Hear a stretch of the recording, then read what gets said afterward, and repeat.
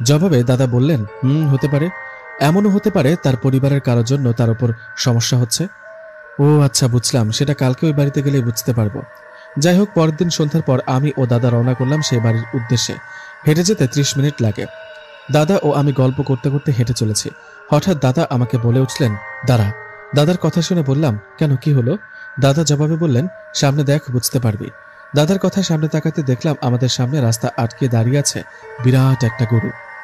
গরুটা দেখে দাদাকে বললাম, আরে সন্ধ্যা হয়ে গেছে, তবুও গরুটা এখানে, গরুর মালিক কই? তখন দাদা বললেন, আরে বোকা, এটা নর্মাল কোনো গরু না। গরুটার পায়ের দিকে তাকিয়ে দেখ, 4টা পায়ের জায়গায় 6টা পা। দাদার কথা শুনে অবাক হয়ে গরুটার পায়ের দিকে তাকিয়ে দেখলাম, আরে সত্যি তো, হায় হায়, এটা নর্মাল কোনো গরু না। গরুটার চোখগুলো তো আগুনের মতো জ্বলজ্বল করছে। এটা দেখে ভয়ে দাদুর গা ঘেঁষে দাঁড়ালাম। আমাকে ভয় পেতে দেখে দাদা বলল, ভয় পাচ্ছিস কেন? তুই না কবিরাজ, এই শিখলি কবিরাজি? দাদার কথা শুনে বললাম, কবিরাজি তো শিখলাম, কিন্তু এখন কি করব? সামনে রাস্তা আটকে দাঁড়িয়ে আছে 6 পাওয়ালা গরু। এরকম পরিস্থিতিতে কখনো পড়িনি।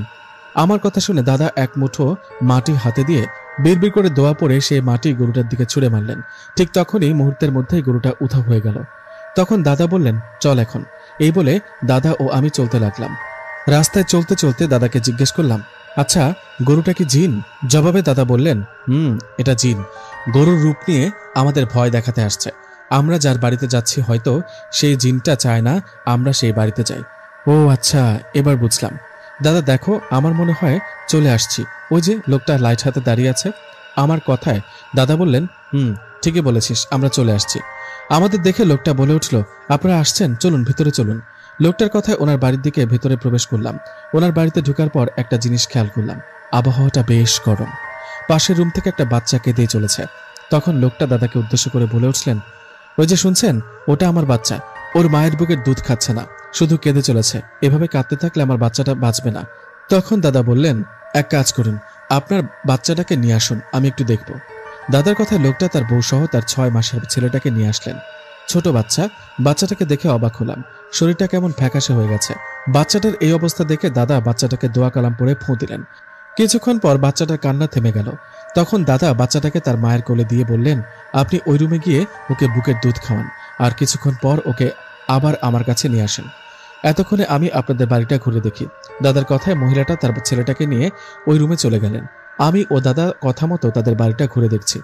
হঠাৎ আমার চোখ গেল তাদের বাড়ির পাশে বড় একটা আম গাছের দিকে। গাছটার দিকে তাকাতেই চমকে উঠলাম, কারণ গাছের ডালে বসে আছে ভয়ানক একটা অবয়ব। খুবই রাগ নিয়ে এক দৃষ্টিতে আমার দিকে তাকিয়ে আছে। এটা দেখে দাদাকে বললাম, দাদা, গাছের দিকে তাকাও একবার। আমার কথা দাদা আম গাছের দিকে তাকিয়ে মুচকে একটা হাসি দিয়ে আমাকে বললেন, কাজ হয়েছে, তুই এখন জিনদের দেখতে পাস, যেটা অন্য কেউ দেখতে পায় না। তুই তো ভালো কবিরাজ হয়ে গেলি দেখি। দাদার কথা বললাম, দাদা ভয় লাগছে, দেখো জিনটা কেমন রেগে আমাদের দিকে তাকিয়ে আছে। ভয় পাবার দরকার নেই, এসব কিছু না। ভয় দেখানোর চেষ্টা করছে, এসব দেখে দুর্বল হলে চলবে না, বুঝলি? ঠিক তখনই রুম থেকে সেই বাচ্চাটার কান্না ভেসে আসলো। বাচ্চাটা আবারও কান্না করতে শুরু করেছে। বাচ্চাটার কান্না শুনে রুমে গেলাম। রুমে গিয়ে দাদা বললেন, বাচ্চাটাকে সামনে নিয়ে আসুন। দাদার কথায় বাচ্চার মা বাচ্চাটাকে সামনে নিয়ে আসলেন।